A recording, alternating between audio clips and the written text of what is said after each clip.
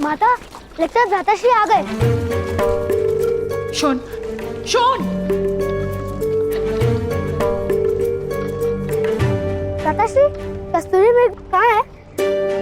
नहीं, कस्तूरी मृग हाथ नहीं आया शोन। किंतु यदि आप कस्तूरी मृग नहीं लाएंगे तो माता का प्रेम आपको किस प्रकार प्राप्त होगा? अरे कस्तूरी मृग तो स्वयं आएगा। अब तो तुम्हारे भ्राता महारानी कुंती और महाराजा पांडु के मित्र हैं।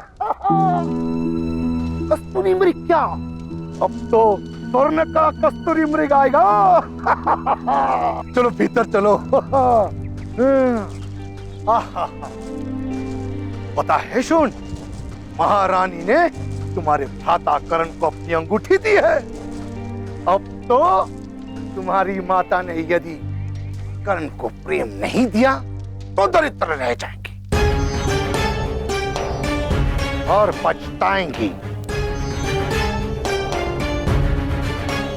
आर्य, जेठ जी से कहिए कि कुंती बोझ का राजसारथी एक छोटे से गांव में छोटे छोटे रथ बनाकर पूरे वर्ष में केवल 2 सुवर्ण मुद्रा प्राप्त करते हैं। इससे अधिक दरिद्रता और क्या आएगी?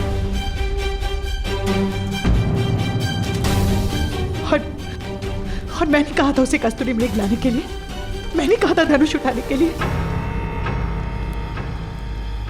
तो फिर उसकी मूर्खता का दंड मुझे क्यों मिल रहा है?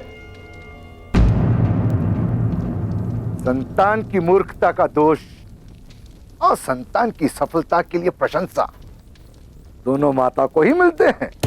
यदि तुम कर्ण जैसे चमत्कारिक और दिव्य बालक को अपनाओगी तो प्रशंसा तले डूब जाओगी, गर्व से फूल ही नहीं समाओगी।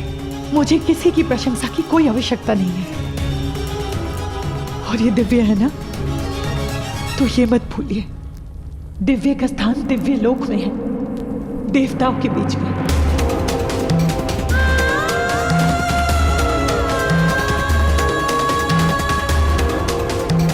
मनुष्य लोक में हम जैसे साधारण मनुष्य के बीच में नहीं।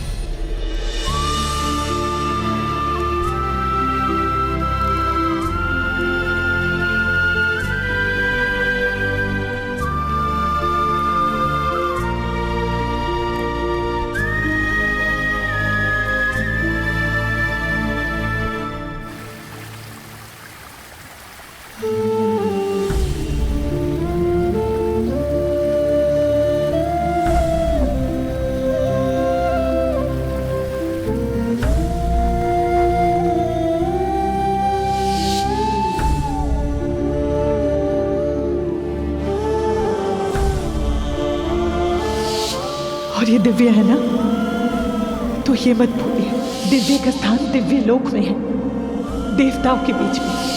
मनुष्य लोक में हम जैसे साधारण मनुष्य के बीच में नहीं।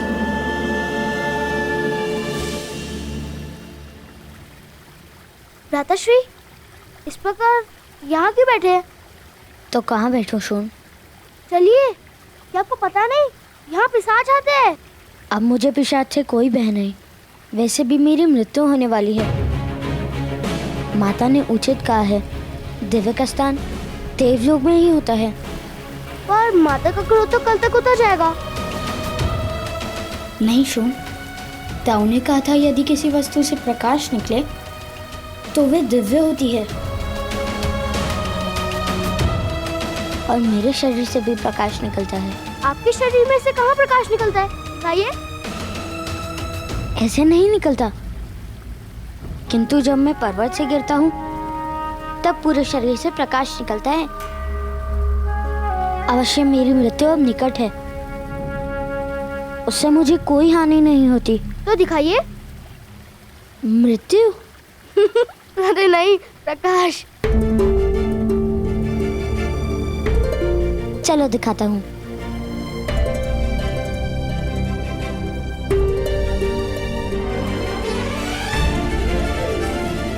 चलाओगे भ्राताश्री? अब अपना दिखा दो ना दिव्य कवच। ठीक है।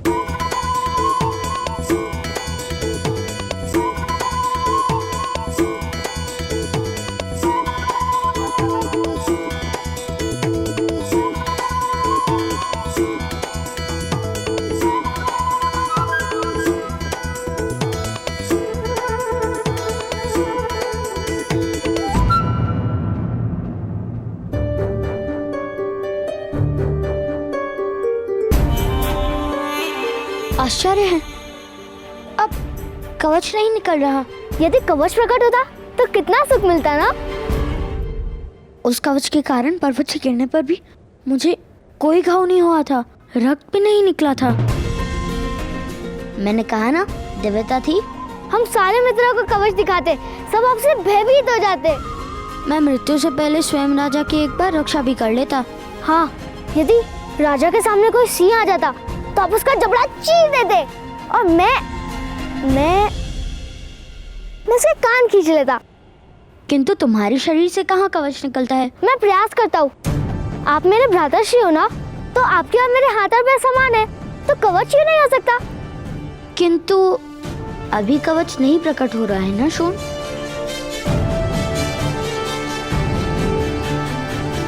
संभवतः पर्वत से गिरने पर प्रकट हो। मैं प्रयास करता हूँ। नहीं शोण, ठहरो, ऐसा साहस करना उचित नहीं।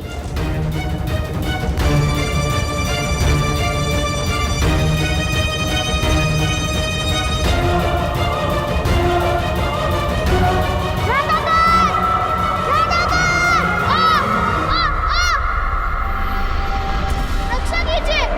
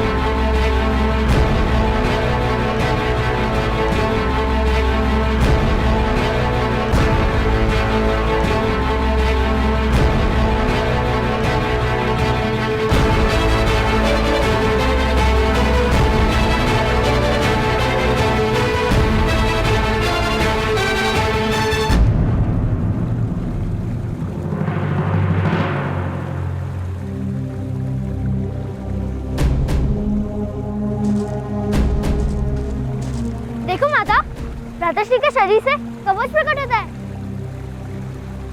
और आपने देखा वो पत्थर भी कैसे टूट गया। किंतु मुझे और मेरे भ्राताश्री को कोई हानि नहीं हुई।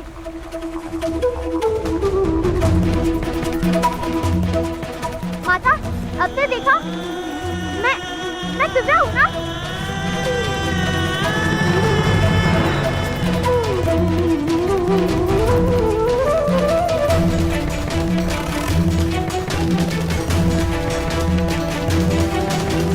अंदर रखना, बिना शोधो, मेरे शोध से दूर रहना। शोध चलो। छोड़ दो मुझे माता, मुझे राधा कान के पास जाना है। कोई आवश्यकता नहीं है।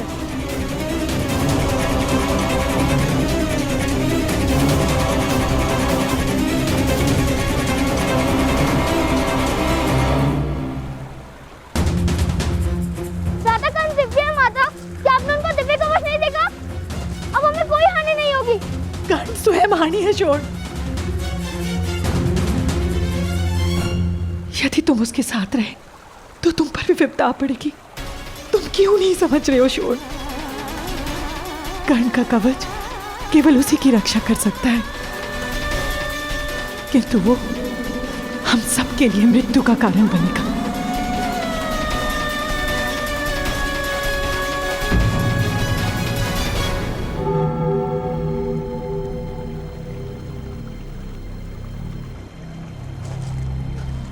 कर्ण कर्ण कर्ण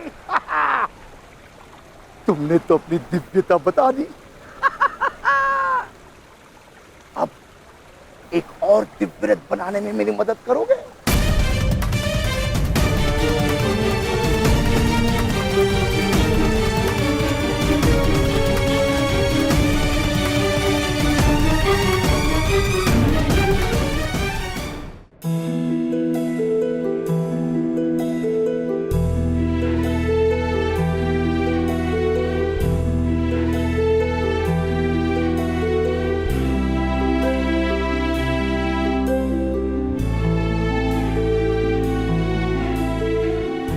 मेरी दिव्यता माता के लिए क्रोध का कारण क्यों बन गई था? या!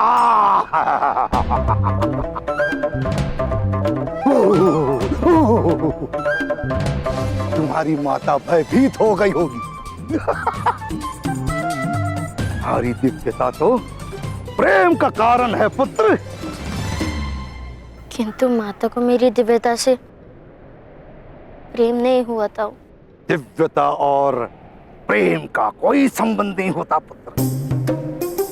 दिव्यता से या तो श्रद्धा जन्म लेती है या फिर भय। और तुम्हारी दिव्यता से तुम्हारी माता अधिक से अधिक तुम्हें प्रणाम कर सकती है, प्रेम नहीं।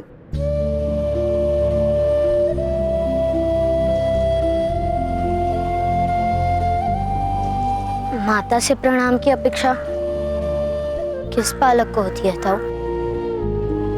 मुझे माता के प्रेम की आवश्यकता है। क्या माता मुझे कभी प्रेम नहीं करेंगी?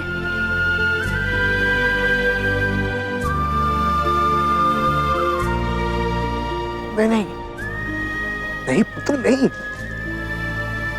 ऐसा नहीं है। तुम्हारी माता तुमसे बहुत प्रेम करती है। ईश्वर हो या माता, अपनी निर्बल संतान को सदा ही अधिक प्रेम दिखाती है। और शून में तुम जैसा चमत्कारियां तो है नहीं, शक्तियां तो है नहीं, बस इसी कारण तुम्हारी माता शून पर अधिक ध्यान देती है। हाँ?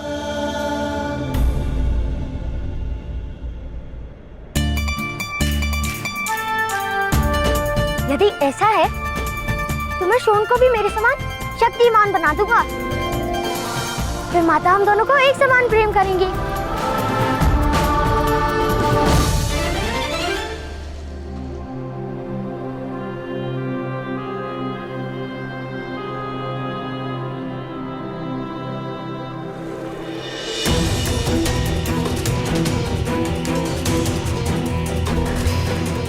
भगवान ने राजकुमारी को आश्वासन दिया था कि वो सदैव अपने पुत्र की रक्षा करेंगे। यही कारण है कि इस बालक के पास दिव्य कवच तथा कुंडल है। आपका पुत्र बहुत तेजस्वी है। ऐसा बालक तो किसी महान राज्य का सम्राट हो सकता था।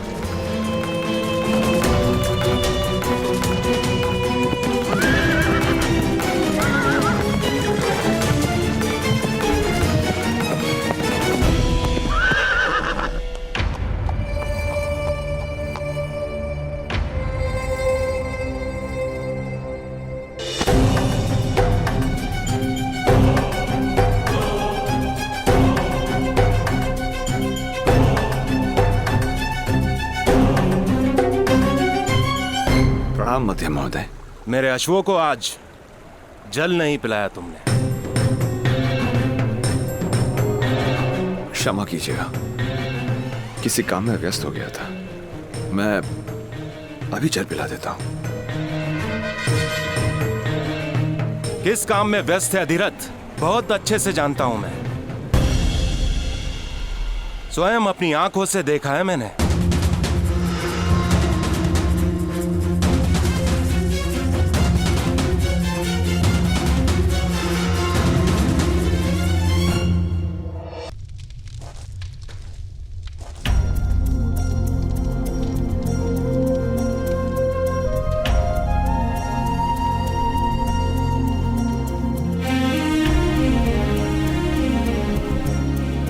पहले खा लो। इतना क्रोध क्यों शोन? माता ने कहा है कि आपके कवच के कारण हम सबकी मृत्यु हो जाएगी। किंतु मैं जानता हूँ जब तक आप हमारे साथ होंगे तब तक मृत्यु हमें स्पर्श भी नहीं कर सकती है। किंतु माता ये बात समझती क्यों नहीं? अच्छा पहले खा लो। किंतु तुम तो ये बात समझते हो ना? अवश्य, मैं आपसे अत्यंत प्रेम करता भ्राता, 4 लड्डुओं से भी अधिक।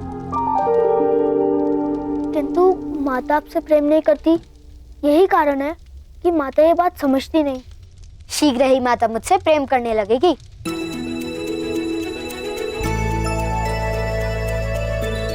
मैंने माता का प्रेम पाने का मार्ग ढूंढ लिया है। अपने पुत्र को रोको, अन्यथा चिंता के स्थान पर भय और भय के स्थान पर दुख होगा। अपने पुत्र की दिव्यता के ढोंग का अंत करो। किंतु महोदय, कर्ण वास्तव में दिव्य है। उसकी दिव्यता ईश्वर का प्रसाद है। उसको गुप्त किस प्रकार रखा जा सकता है? सूतों को दिव्यता की अनुमति नहीं है।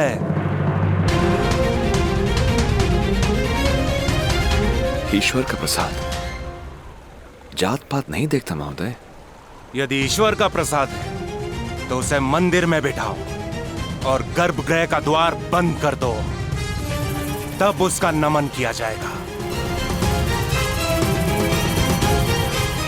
किंतु जीवन मंदिर में नहीं बीत सकता, उसे संसार में आना ही पड़ेगा। और जिस दिन वो समाज के मध्य आया, उस दिन उस पर जात पात का बंधन अवश्य होगा।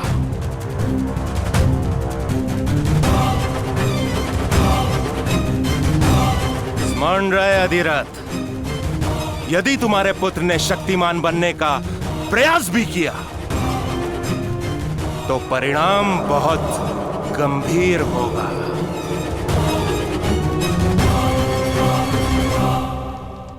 हाँ, मैं तुम्हें भी अपनी भांति महान धनुर्धर बना दूंगा।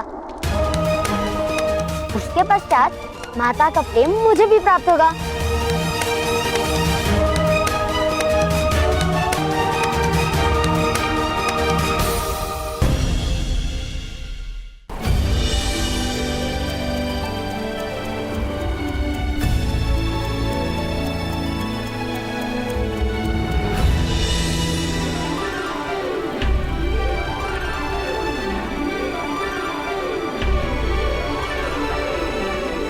भ्राता कौन?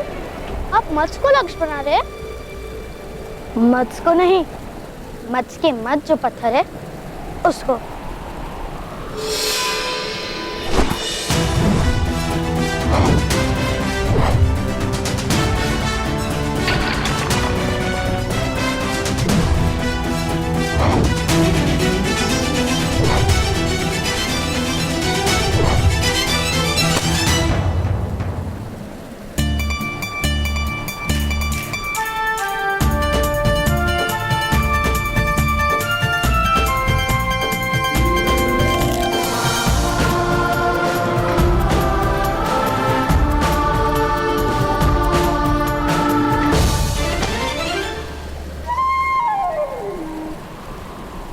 प्रयत्न करो।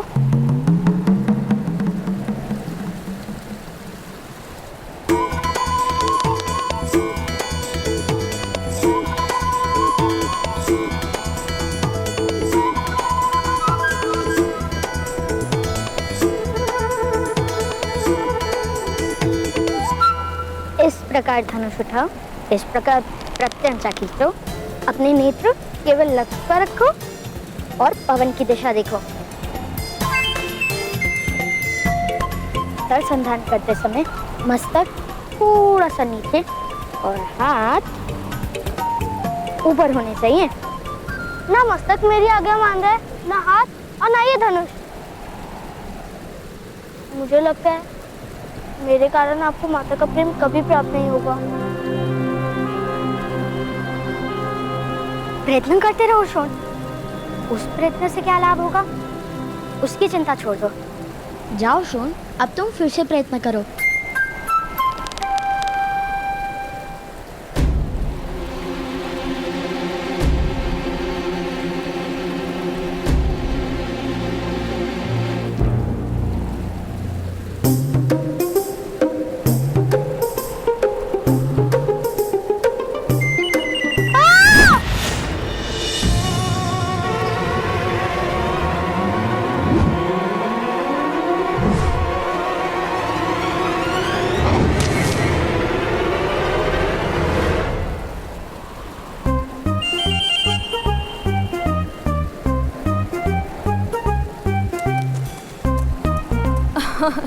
क्यों व्यर्थ प्रयत्न कर रहे हो कर्ण? मेरे पिता कहते हैं कि धनुर्विद्या सूतों का कार्य नहीं है। किंतु मेरे ताऊ कहते हैं विद्या उनकी होती है जो ग्रहण कर ले। और यदि विद्या ही क्षत्रिय होने का प्रमाण है तो शोण भी धनुर्धारी बन जाएगा।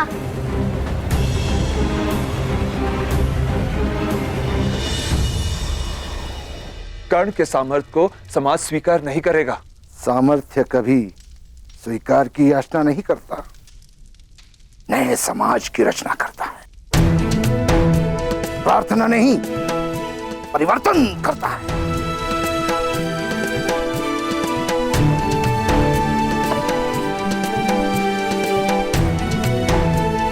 ऐसा ही आत्मविश्वास लेकर आप भी घर से निकले थे। क्या हुआ? ना संसार बसा पाए और ना परिवर्तन ला पाए।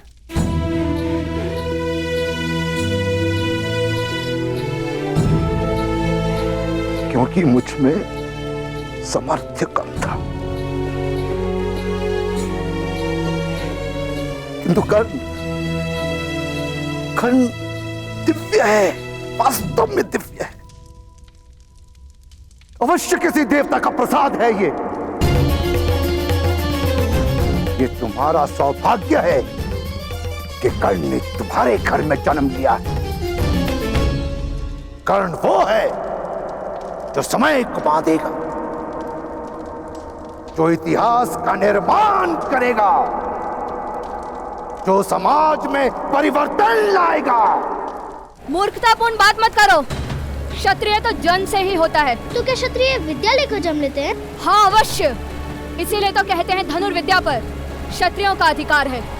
तो करो प्रदर्शन अपने क्षत्रिय होने का।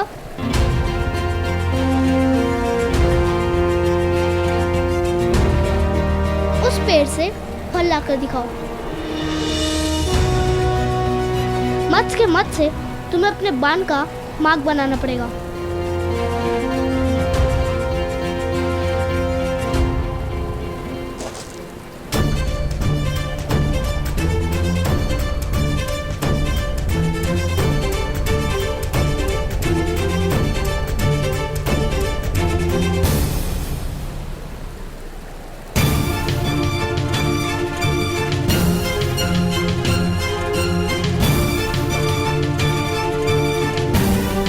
प्रथम तुम करके बताओ।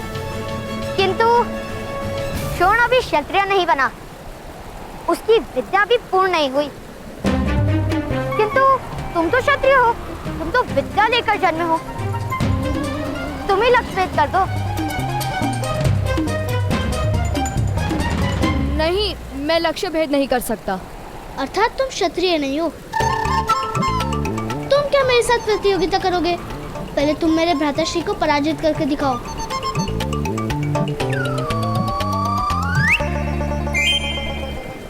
और जब तक तुम भ्राताश्री को पराजित नहीं करोगे तब तक हम तुम्हें क्षत्रिय नहीं मानेंगे। असंभव! मैं अपने छोटे से बालक के कंधों पर आपके सपनों का भार नहीं आने दूंगा। कृपा करके उसके मस्तक में मिथ्या वचन मत भरिए। मेरी तो केवल इतनी इच्छा है कि वो अपना जीवन सुख और संतोष के साथ जी। नहीं बनाना चाहता उसे योद्धा, नहीं करवानी है समाज के साथ शत्रुता, उसके जीवन में संघर्ष नहीं भरना चाहता मैं। सामर्थ्य और संघर्ष में तो पति पत्नी का संबंध है अधिरथ। नहीं भ्राताश्री, कोई संघर्ष नहीं होगा उसके जीवन में। कर्ण सामान्य है और एक सूत की तरह सामान्य जीवन जिएगा। इस समय प्रकाश कम हो गया है। मैं कल प्रातः का लक्ष्य भेद कर दूंगा। सुनो, यदि तुम लक्ष्य भेद नहीं कर पाए तो तुम्हें भ्राताश्री के चरण स्पर्श करने पड़ेंगे, और यदि लक्ष्य भेद कर पाए तो मैं तुम्हारे चरण स्पर्श करूंगा। चलो श्वेतकेतु, चलो।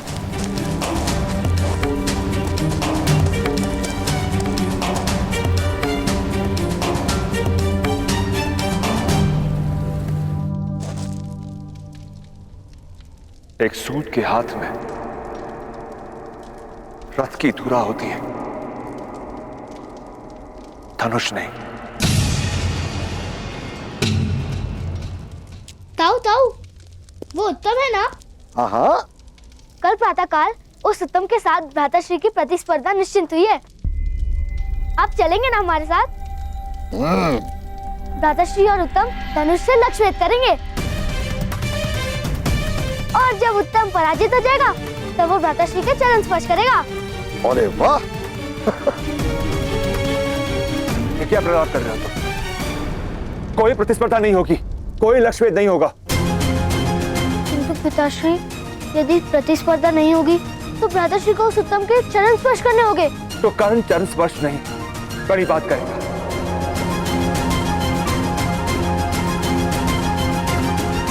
किंतु तुम दोनों मेरा आदेश नहीं टालोगे। कल प्रातःकाल कर्ण धनुष को हाथ नहीं लगाएगा।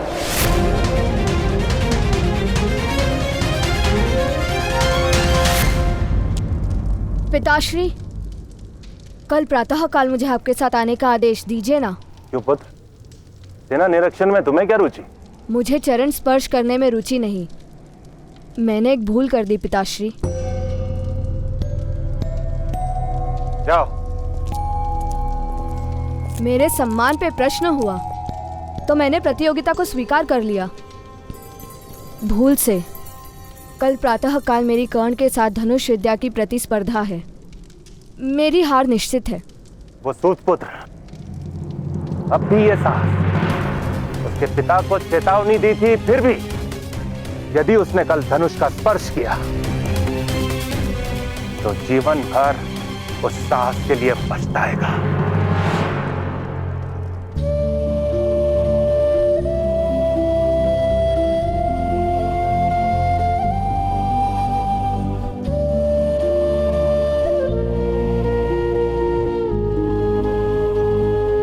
तो कर्ण चरण स्पर्श नहीं, बड़ी बात करेगा। कल प्रातःकाल कर्ण धनुष को हाथ नहीं लगाएगा।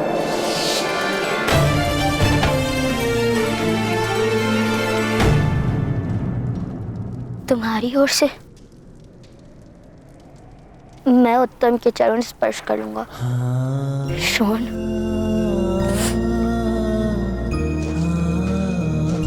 भ्राताश्री, आप उस उत्तम के चरण नहीं स्पर्श करेंगे।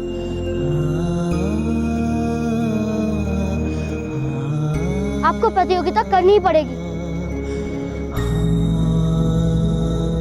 पिताश्री का आदेश नहीं टाल सकते हम।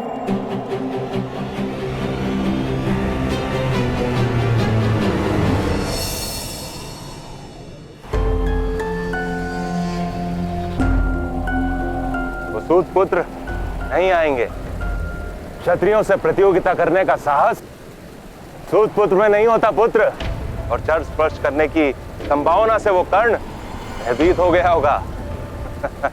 चरण स्पर्श करवाने के लिए हम उनके घर चले पिताश्री? नहीं पुत्र, अब तो गांव के बीच वो कर्ण तुम्हारे चरण स्पर्श करेगा। चलो।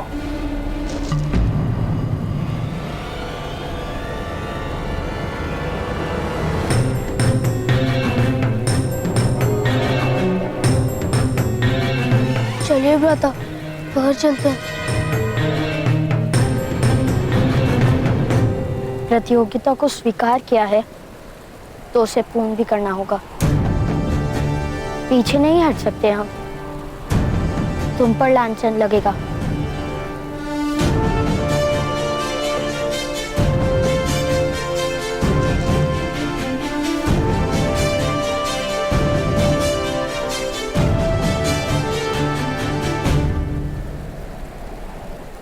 प्रतियोगिता करोगे कैसे सुपुत्र? तुम्हें तो धनुष चलाने का अधिकार ही नहीं है। उचित कह रहे हैं आप। पिताश्री ने हमें धनुष चलाने की अनुमति नहीं दी। अंत में तुम्हारे पिता को सत्य के दर्शन हो ही गए। आओ शोण, मेरे चरण तुम्हारी प्रतीक्षा कर रहे हैं।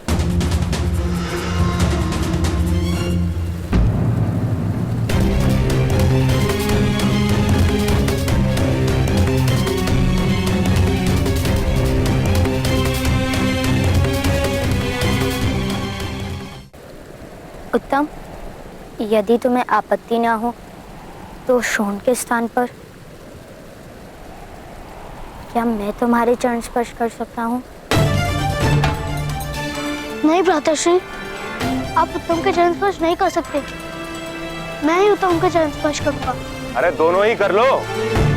पुतों को चरण स्पर्श करने में लज्जा किस बात की?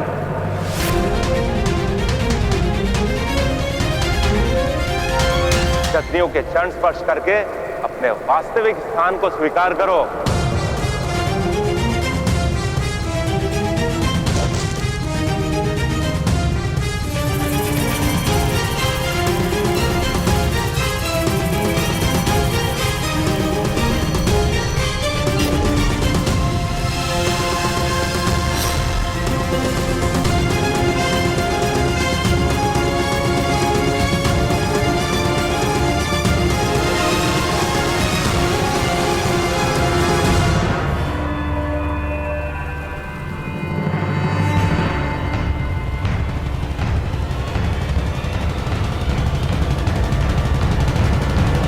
पहलो।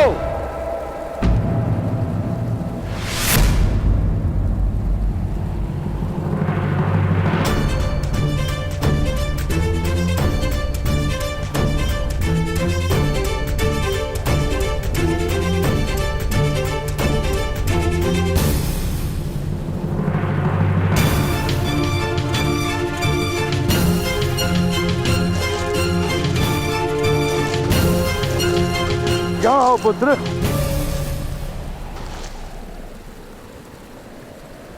अध्यम महोदय, जब सूतों को धनुष स्पर्श करने का अधिकार ही नहीं तो प्रतियोगिता का आवाहन ही मिथ्या था। जय पराजय का प्रश्न ही कहां उठता है? तात्पर्य ये महोदय, यदि प्रतियोगिता ही नहीं हुई तो चरण स्पर्श ही क्यों? उचित कह रहे हो। चरण स्पर्श करने की कोई आवश्यकता नहीं। बस इन सूत पुत्र को अपना स्थान स्मरण रहे, वही काफी है। चलो तब। किंतु आपके पुत्र को तो धनुष स्पर्श करने का अधिकार है ना? ये यदि उसने लक्ष्य वेद नहीं किया तो उसे कर्ण के चरण स्पर्श करने होंगे। आओ आओ पुत्र उत्तम, आओ कर्ण के चरण स्पर्श करो या लक्ष्य वेद करो। जाओ पुत्र, लक्ष्य वेद करो। जाओ।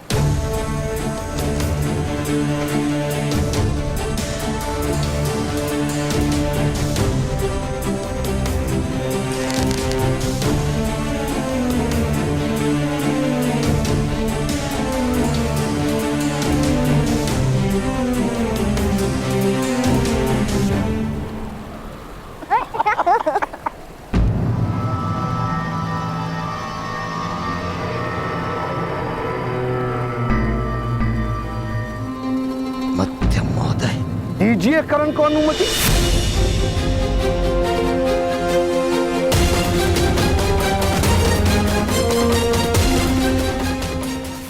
दीजिए करण को अनुमति। पिताश्री ने हमें धनुष चलाने की अनुमति नहीं दी। अनुमति दी। आओ कर्ण, धनुष स्पर्श करो। जाओ पुत्र कर्ण, अपने सामर्थ्य का ज्ञान दे दो मध्य महोदय को। नहीं तो पिताश्री ने धनुष स्पर्श करने की अनुमति नहीं दी।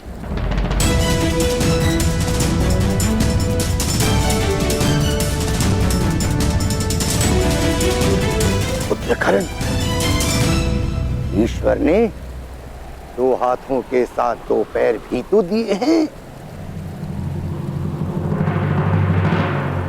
तुम्हारे पिताश्री ने तो केवल हाथों से धनुष ना स्पर्श करने का आदेश क्या है।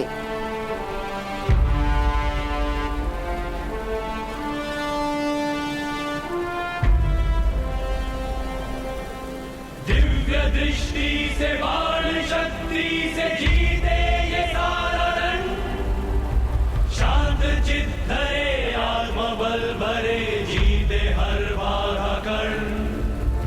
छूट ना पाए लक्ष्य हो चाहे सूक्ष्म सा छुपा हो कर्ण। मित्र वेग है सूर्य तेज है कवच चढ़ा इसके तन।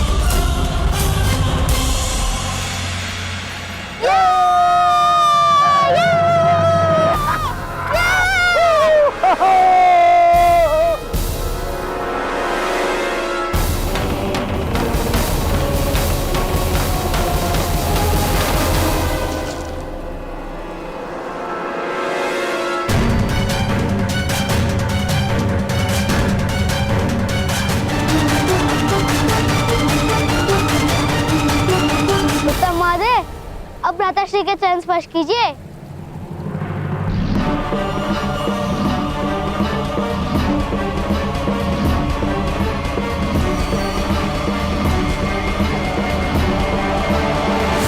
नहीं उत्तम, इसकी कोई आवश्यकता नहीं।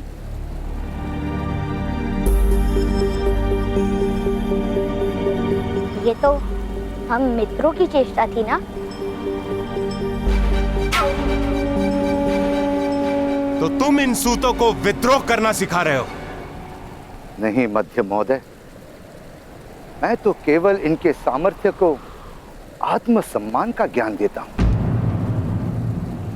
विरोध तो आपका अहंकार सिखाता है।